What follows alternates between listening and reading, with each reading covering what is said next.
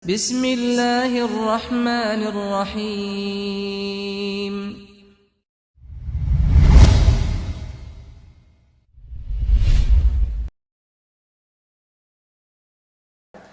أحييكم بتحية الإسلام. السلام عليكم ورحمة الله وبركاته.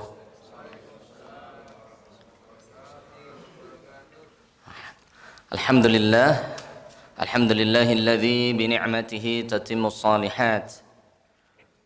Coba semuanya bisa ini dulu, dengarkan kajian, jangan yang keluar ya, karena kajiannya penting insyaallah. Semuanya juga penting ya. Alhamdulillahilladzi hadana lihada wa ma kunna linahtadiya laula an hadana Allah. Alhamdulillah wassalatu wassalamu ala Rasulillah wa ala alihi wa ashabihi wa atba'ihi wa mawalah. Asyhadu an la ilaha illallah wahdahu la syarika lah wa asyhadu anna Muhammadan abduhu safiyyuhu wa khaliluhu alladzi la nabiyya wa la rasula ba'dah. Allahumma salli wa sallim wa barik ala nabiyyina Muhammad sallallahu alaihi wasallam wa ala alihi wa ashabihi wa man sara ala nahjihi wa istana bi sunnatihi wa taba'ahum bi ihsanin ila yaumil qiyamah. Amma ba'd.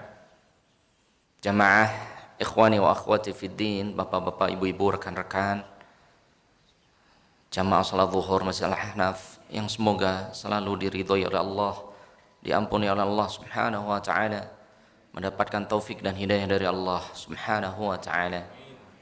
Amin ya rabbal alamin. Wa tazawwadu fa inna khairaz zadi taqwa. Tidak bosannya kita mengingatkan firman Allah Azza wa Jalla, perbanyaklah oleh antum mencari perbekalan. Fa inna khairaz zadi taqwa. Sesungguhnya sebaik-baik bekal yang akan kita bawa di hadapan Allah Azza wa Jalla tiada lain adalah amal soleh kita, ketakwaan dan keimanan kita kepada Allah Azza wa Jalla. Jamaah rahimani wa rahimakumullah. Wallahi, semua kita pasti ingin meninggal dalam keadaan husnul khatimah. Betul tidak Pak? Betul Pak? Semua kita pengen husnul khatimah Pak? Amin ya rabbal alamin. Para ulama rahimahumullahu jami'an memberikan 6 tanda-tanda jemaah min alamati husnul khatimah. Tanda-tanda orang yang meninggal dalam husnul khatimah itu ada 6. Ya, kita nanti perinci satu persatu. Yang pertama, inda sakaratiha, akan nampak ketika sakarat mati. Dalam kondisi sakaratnya itu udah nampak. Ya. Yang kedua, al-qaulu bisyahadah. Ya. Tanda orang husnul khatimah yang kedua, dia ketika meninggal ini, sebelum meninggal bisa mengucapkan la ilaha illallah. Dan yang ketiga, jamaah Allah Subhanahu wa taala, wa huwa al-maut wa huwa fil amali salih. Tanda orang mati husnul khatimah yang ketiga, dia mati sedang mengerjakan amal kebajikan. Yang keempat, mata fi lailatul jum'ati aw yaumul jum'ah. Tanda yang keempat jemaah, orang ini meninggal di hari yang spesial atau malam spesial, yaitu malam Jumat atau di siang hari Jumatnya. Yang kelima, yuthna alaihi nas bil khairi ba'da mautihi. Tanda yang kelima, setelah orang ini meninggal banyak yang menyebutkan kebaikan-kebaikannya. Wah, sayang si A meninggal, padahal dia nggak pernah sholatnya, nggak pernah telat, ikut ke pengajian, puasa Senin Kemis, sering bersedekah. Banyak yang memuji orang ini setelah kematiannya. Dan yang terakhir, ya, bahkan ada 7 ya. Yang ke-6 ya, aktsaru minan nas alladzi yusalli alaihi. Banyaknya orang yang pengen mensolatinya. Ini tandanya ke-6 coba. Ya. Ada 6 tanda. Semoga kita semuanya masuk ke 6 tanda ini. Amin ya rabbal alamin. Allah tabaraka, kita rinci dari awal. Yang pertama, Allah taala berfirman di surat Qaf ayat 19 jemaah, waja'at sakratul mauti bil haqq. Dan datanglah sakarat, rasa kematian yang begitu menyakitkan, yang begitu mengerikan, bil haqq, dengan pasti. Dzalika ma kunta minhu tahid, yang kalian selalu takut dengan sakarat kematian tersebut jemaah. Ini firman Allah Azza wa Jalla di surat Qaf. Setiap kita akan merasakan apa Pak? Kematian, rasa sakaratul maut. Antum bayangkan jemaah, hatta baginda kita Muhammad sallallahu alaihi wasallam, beliau adalah sayyidul nabiyyin wal mursalin, pimpinan para nabi dan rasul, sayyidul anbiya, orang yang pertama membuka pintu surganya Allah Azza wa Jalla, yang akan memberikan syafaat paling besar melebihi semua nabi, yaitu nabi kita Muhammad sallallahu alaihi wasallam. Sallu alaihi jemaah. Namun diriwayatkan oleh Ummul Mukminin Aisyah radhiyallahu anha bahwasannya baginda kita Muhammad sallallahu alaihi wasallam di hari Senin jemaah, dari Jumat beliau sakit, di hari Senin beliau meninggal sallallahu alaihi wasallam. Beliau memanggil istrinya Ummul Mukminin Aisyah radhiyallahu anha untuk mendatangkan al-ibriq. Ibriq itu sejenis cawan jemaah yang berisi air. Kemudian Nabi alaihi salatu wasallam mencelupkan kedua tangannya, kemudian mengusapkan kedua wajahnya, mengucapkan kedua wajahnya. Kemudian fa'ansaba yadah, kemudian Rasulullah mengangkat tangannya. Beliau mengucapkan la ilaha illallah. Ini Pak, tiada Tuhan selain Allah, tiada ilah yang berhak disembah kecuali Allah subhanahu wa ta'ala. Beliau mengangkat tangan kanannya menuju ke langit. La ilaha illallah, inna fil mauti sakaratun. Demi Allah, Rasul bersabda sebelum meninggal jemaah, sesungguhnya dalam kematian itu ada rasa yang sangat menyakitkan. Antum bayangkan jemaah, baginda kita Muhammad sallallahu alaihi wasallam pun merasakan apa Pak? Sakitnya kematian.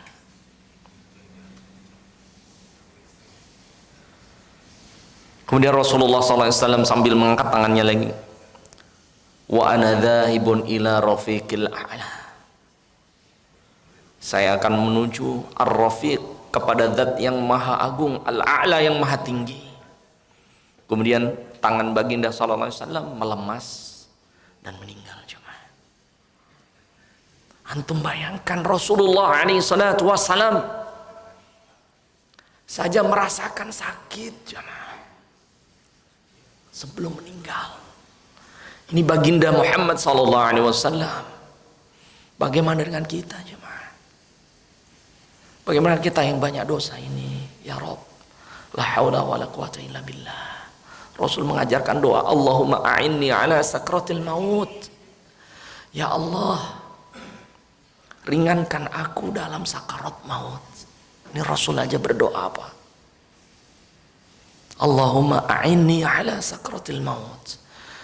Ya Allah, ringankan, bantulah aku dalam sakarat maut. Bahkan di riwayat cucu beliau Hasan bin Ali radhiyallahu an, Rasulullah sallallahu alaihi wasallam bersabda, sakratul maut ahwanu min darbati bi thalathati mi'atin suyufin. Sakarat maut itu Rasul sallallahu alaihi wasallam bersabda, ahwanu, lebih ringan, min darbati thalathu mi'ati sayfin, daripada tertusuk 300 pedang yang tajam. Ini jemaah, ya Rabb, ini jemaah,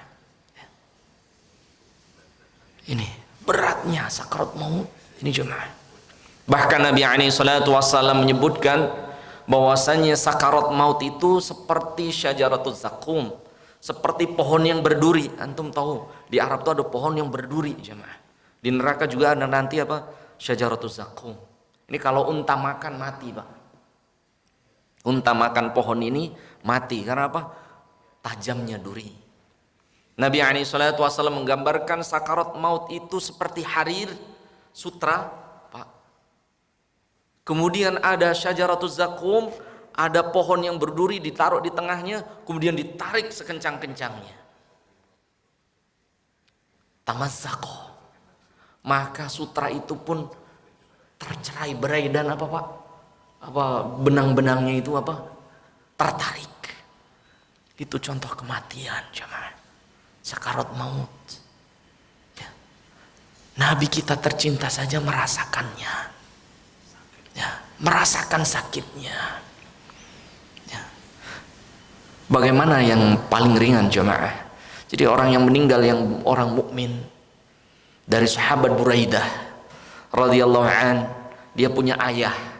Ayahnya ini mengunjungi saudaranya yang sedang sakit di Khurasan. Khurasan ini daerah Persia. Persia itu sekarang Turki, Irak, Iran itu ya Persia.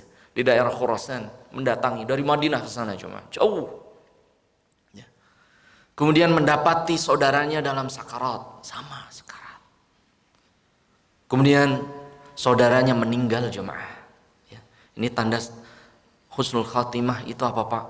Bahwasannya seorang mukmin ketika meninggal irqul jabin. Tanda kalau mukmin meninggal dan mati dalam keadaan husnul khatimah itu irqul jabin. Apa jemaah? Jidatnya ini penuh dengan keringat yang dingin. Ini Pak. Penuh keringat yang dingin. Kemudian ayahnya Buraidah tadi bertakbir Allahu Akbar. Segala puji bagi Allah, alhamdulillah. Ya.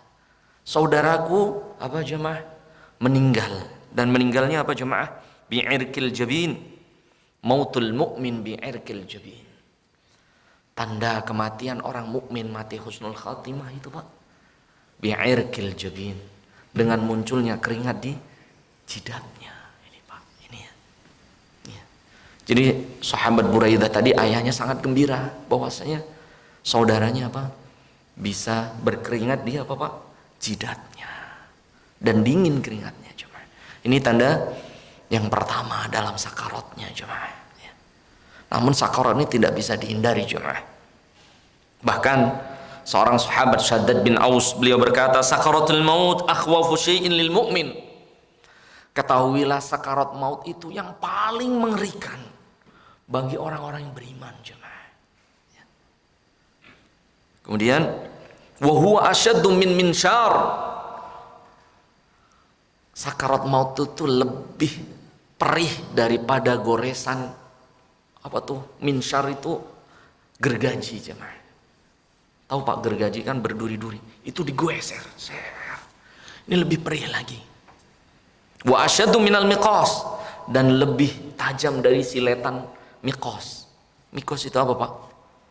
Gunting. Iya, sambil belajar bahasa gunting. Ini jemaah maka Allah Subhanahu wa taala. Bahkan Shaddad bin Aus berkata, "Lau kana al-mayyitu yub'atsu wa qala li ahli dunya la ya'man wa la yartah fi hayatiha." Kalaulah seorang mayit dibangkitkan, kemudian mayit ini bercerita tentang sakarat maut, bagaimana sakitnya, bagaimana ngerinya jemaah. Ya. La ya'man wa la yartahu fi hayatihi. Pasti orang yang hidup nggak akan tenang dan nggak bisa beristirahat walaupun sedetik dalam hidupnya. Nggak bisa istirahat Pak. Seandainya sakarat maut itu orang yang mati dihidupkan oleh Allah bercerita ngerinya sakarat maut. Orang ini nggak bakal hidup tenang dan nggak akan bisa tidur istirahat. Saking mikirkan. Ya. Namun sakarat maut itu tidak diperdengarkan kepada jin dan manusia jemaah. Manusia nggak bakal dengar, jin nggak bakal dengar. Oleh sebab itu dianjurkan kita ketika ada orang yang meninggal kunjungi Pak. Datengin. Untuk apa? Tudzakirukumul akhirah, membuat kita takut akan akhirat. Ingat. Ya. Jangan datengin orang sehat meluk, yang sakit-sakit, apalagi yang sakarat datengin Pak. Nah, itu kita bakal kayak gitu tuh. Agar kita semakin dekat kepada Allah Subhanahu wa ta'ala. Ini jemaah maka Allah Subhanahu wa ta'ala. Kemudian jemaah tanda-tanda selanjutnya ada orang yang meninggal dalam keadaan tersenyum, betul? Ada Pak. Orang yang meninggal senyum nih. Senyum, ya Allah. Semoga Allah mematikan kita dalam keadaan tersenyum jemaah. Amin ya rabbal alamin. Ada orang yang meninggal dalam tersenyum, ada yang keadaan melotot, sahih. Ada yang berteriak, la ilaha illallah. Kenapa jemaah? Karena dalam hadis yang cukup lengkap ini ya, dari Bara' bin Azib, panjang hadisnya. Intinya jemaah, maka Allah Subhanahu wa taala nanti malakul maut, malaikat maut itu ya membawa dua hal kalau mayitnya ini baik. Malaikat ini dengan pakaian putih, kemudian dengan wajah yang sangat cerah, gembira. Orang yang mau mati ini senyum karena melihat para malaikat Allah Subhanahu wa taala.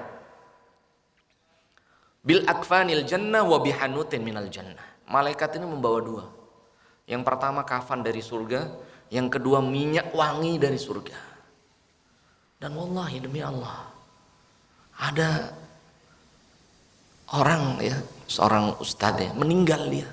Meninggalnya ini nggak pakai minyak wangi jemaah. Namun ketika meninggal itu tubuhnya wangi ini. Ada yang tubuhnya wangi. Ya. Kemudian tersenyum jemaah. Kenapa jamaah tersenyum?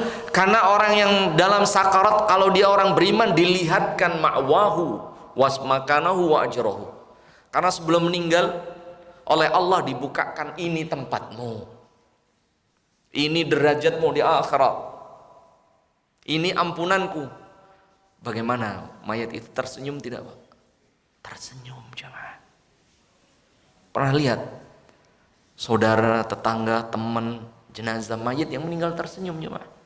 Bahkan ada wangi yang disengaja oleh Allah diperlihatkan, diciumkan di manusia. Karena malaikat yang mencabut seorang mukmin yang saleh itu membawa kafan dari akhirat dan juga pewangian dari akhirat. Bahkan kadang Allah bukakan ilmu gaibnya. Ya, contohnya apa? Mayit itu wangi. Contoh jemaah. Tapi ini jarang.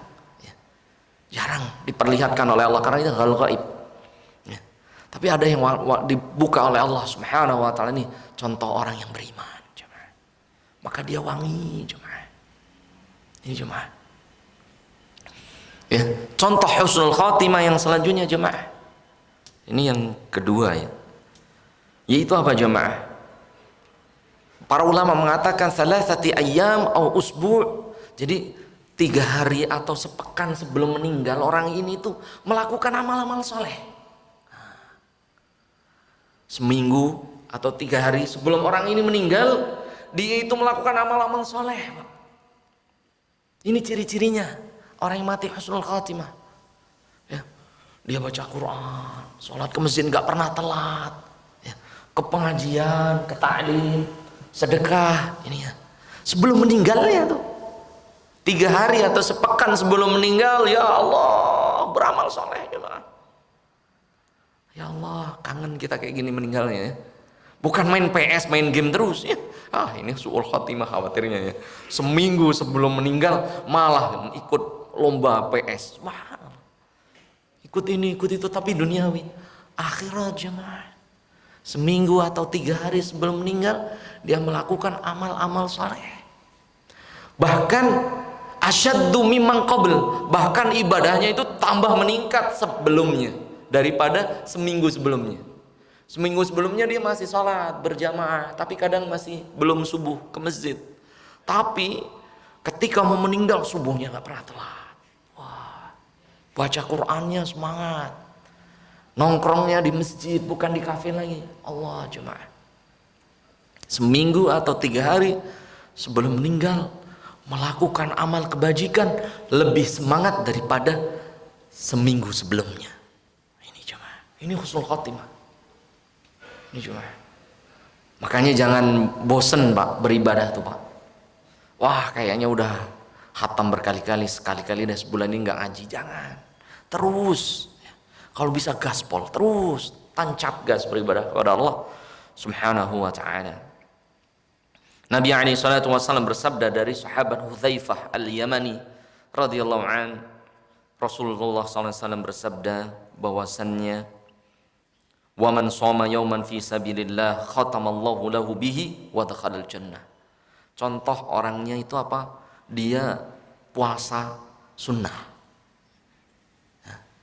Wa khatamallahu bih, dan Allah wafatkan sedang puasa. Dakhalal jannah. Maka orang ini salah satu penghuni surga. Ini contohnya, Pak. Kemudian contoh lainnya, wa man tasaddaqa bi shadaqatin khatamallahu lahu biha wa dakhalal jannah. Dan ada orang yang rajin sedekah, ya, maka Allah wafatkan dia sedang bersedekah. Ini banyak ya contohnya. Teman-teman kita yang meninggal dunia ini sebelum meninggal rajin banget ke masjid, rajin banget sedekah, rajin banget puasa Senin Kamis, ya, atau puasa-puasa sunnah yang lainnya. Ini jemaah. Maka ini Allah cirikan, Rasulullah SAW sabdakan dari Hudzaifah al-Yamani, inilah contoh konkret orang yang mati dalam keadaan husnul khatimah. Ini sepekan atau 3 hari sebelum meninggal, dia beribadah berbeda dengan hari-hari sebelumnya. Lebih semangat, bukan tambah malas ya, bukan tambah malas, tapi lebih semangat. Ya, ini jemaah, maka Allah Subhanahu wa taala. Yang ketiga jemaah, maka Allah Subhanahu wa taala, ya jelas ya. Ketika meninggal orang ini bisa mengucapkan la ilaha illallah. Ini jelas tanda husnul khatimah. Sebagaimana sahabat Mu'adz bin Jabal radhiyallahu an, beliau bersabda, "Man kana akhiru kalamihi qaulu la ilaha illallah dakhalal jannah." Udah jelas hadisnya.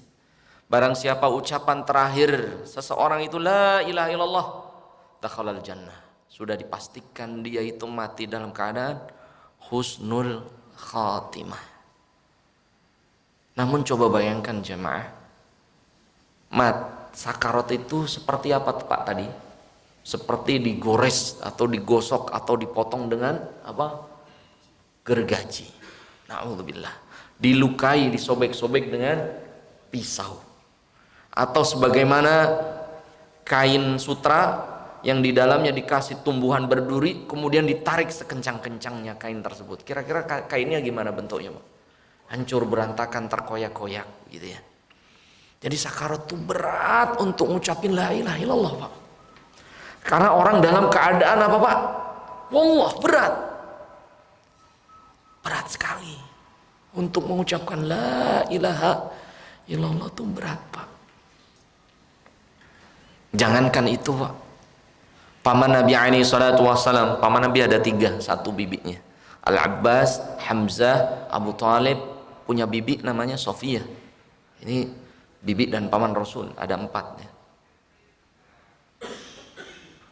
Pamannya saja Abu Talib, bayangkan jemaah. Ketika Rasulullah yatim, 6 bulan ditinggal ayahnya, 2 tahun ditinggal ibunya, 4 tahun ditinggal kakeknya Abdul Muthalib, dirawat ya, dibesarkan oleh pamannya Abu Talib. Bahkan yang menikahkan Khadijah dengan Rasulullah adalah Abu Talib. Yang membantu semua peperangan Rasulullah SAW itu Abu Talib. Yang mengajak ke Syam, ketemu pendeta Buraihah yang mengatakan bahwa saya anak kecil yang kau bawa itu adalah Rasulullah. Itu juga Abu Talib, Pak. Namun antum bayangkan, Pak, Abu Talib paman Rasulullah tercinta ya. Ketika sakaratul maut, mau mendekati kematian, Rasulullah mendekati pamannya. Kemudian Rasulullah SAW bersabda, "Ya am qul la ilaha illallah." Wahai pamanku tercinta, bi abi wa ummi, engkau lebih aku cintai dari ayah ibuku. Karena Rasulullah belum bertemu ayahnya jemaah ketika lahir. Jadi beliau sangat dicintai seperti ayah dan ibunya sendiri. Ya am qul la ilaha illallah. Wahai paman, ucapkan la ilaha illallah paman. Engkau ayahku, ayah Rasulullah. Karena adiknya bapaknya Abdullah punya adik Hamzah, punya adik Abbas, punya adik Abu Talib. Disayang oleh Rasulullah. Ya am qul la ilaha illallah. Diulangi oleh Rasulullah, wahai paman, ucapkan la ilaha illallah. La ilaha illallah. Diulang-ulang oleh Rasulullah sallallahu alaihi wasallam. Namun pamannya enggak bisa, Pak. Subhanallah. La haula wala quwata illa billah. Antum bayangkan, Pak. yang mentalkin Rasulullah. Kita nanti ketika mau sakarat, siapa yang mentalkin kita? Anak, istri, tetangga, kakak, adik, ustadz, bukan Rasulullah. Ini yang mentalkin langsung Rasulullah SAW. Maka pamannya nggak bisa, Pak. Nggak bisa. Famata 'alal kufr. Dan akhirnya pamannya mati belum mengucapkan la ilaha illallah. Apalagi kita, Pak. Siapa yang jamin? Ya Rob, ini jemaah. Antum bisa sekarang la ilaha illallah 1000 kali, 2000 kali, tapi dalam sakarat, dalam keadaan yang sakit, yang amat sangat mengerikan. Ya.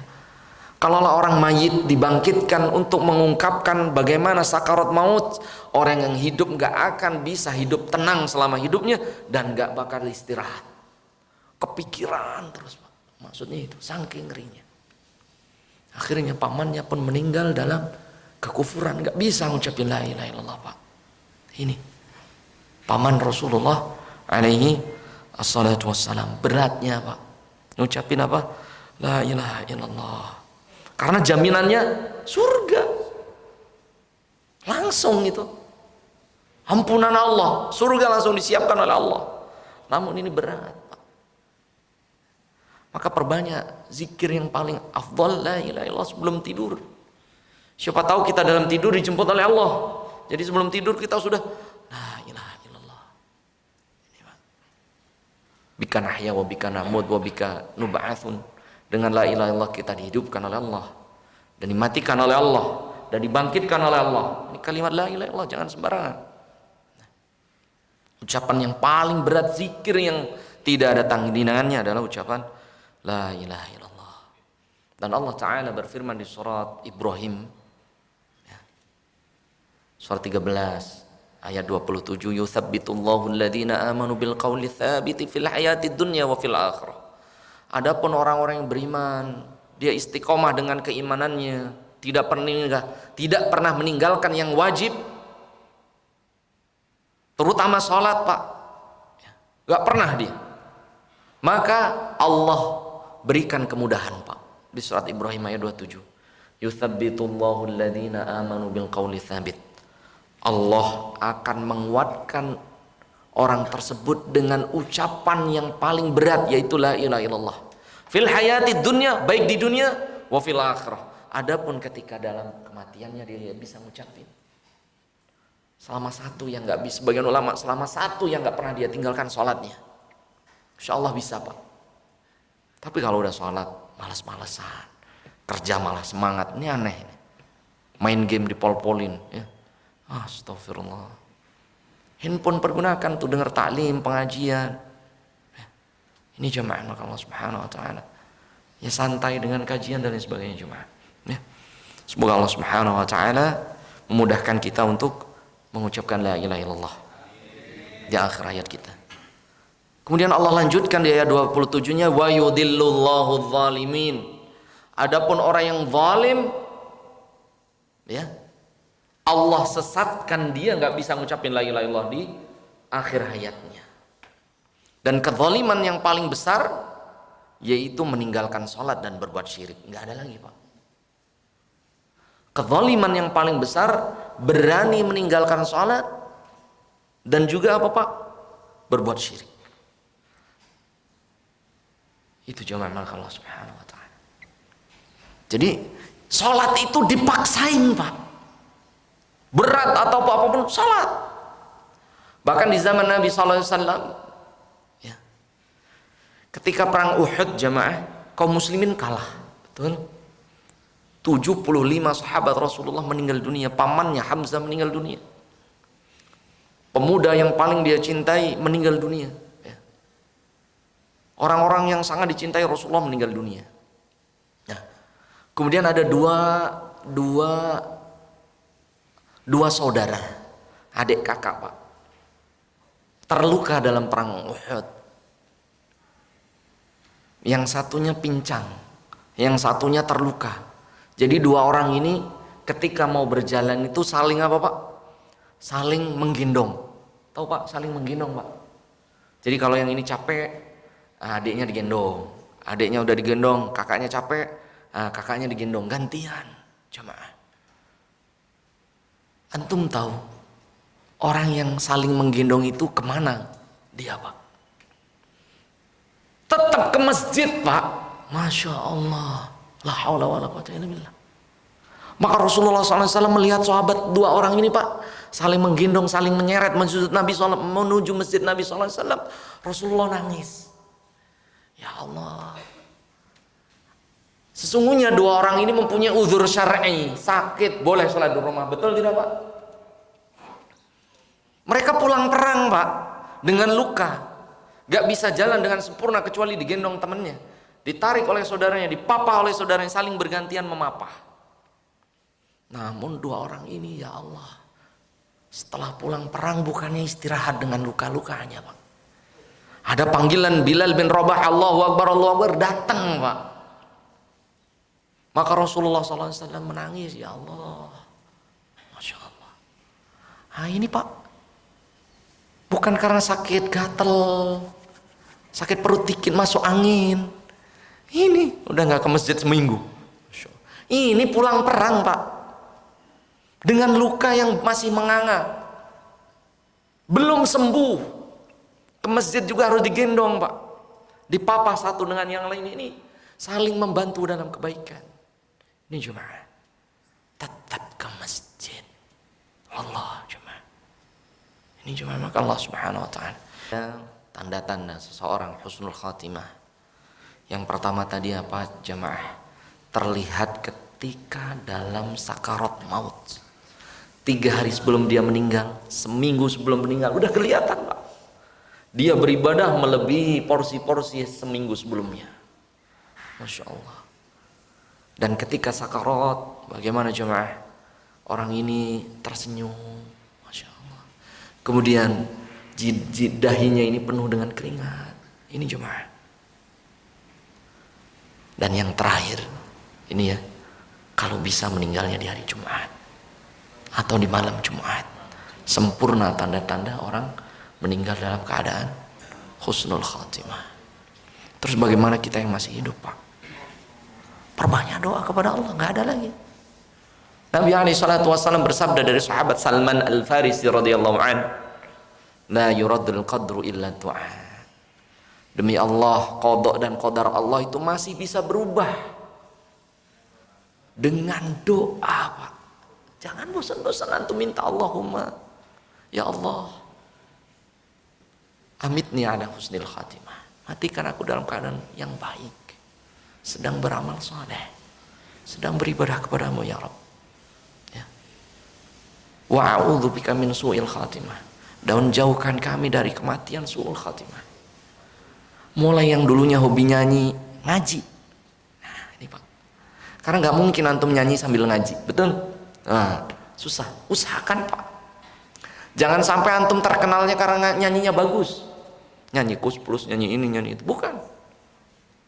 Bahkan ada orang-orang yang sebelum meninggal seminggu semangat karaoke. Ini ngeri. Betul. Semangat karaoke meninggal dalam seminggu. Ini su'ul khatimah atau husnul khatimah? Seminggu sebelum meninggal semangat main PS, semangat main game. Ya Rob, bukan itu, Pak. Semangat beribadah, terus berdoa kepada Allah Subhanahu wa taala dalam sujud kita. Kemudian berdoa agar dimudahkan dalam sakarat maut. Allahumma a'inni ala sakratil maut. Ya Allah, mudahkan aku menghadapi sakarat maut. Kalau orang sakarat maut itu udah gak inget apa-apa, Pak. Jangankan ngucap la ilaha illallah, udah gak tahu apa-apa. Kecuali atas pertolongan Allah, taufik Allah, hidayah Allah. Dan satu syarat, gak pernah ninggalin sholat. Sebagian ulama, selama orang itu gak bisa, gak pernah ninggalin sholat, adapun sudah pernah, kemudian dia bertobat kepada Allah, gak pernah ninggalin sholat, insya Allah, Pak. Karena sholat itu tali Allah, pertolongan Allah terakhir kita. Bukan puasa, bukan sedekah, bukan haji, bukan umrah, Pak. Sholat. Ini cuma Allah Subhanahu wa ta'ala. Ingat 2 orang yang terluka dalam perang Uhud, berbagai luka, sebagian sahabat meninggal, 75 sahabat. Beliau saling menggendong, saling bahu membahu menuju masjid Rasulullah sallallahu alaihi wasallam. Semoga Allah Subhanahu wa taala memudahkan kita beramal saleh. Semoga Allah memudahkan kita untuk husnul khatimah. Amin ya rabbal alamin. Kita berdoa kepada Allah Subhanahu wa taala. Allahumma shalli wa sallim wa barik ala nabiyyina Muhammad sallallahu alaihi wasallam.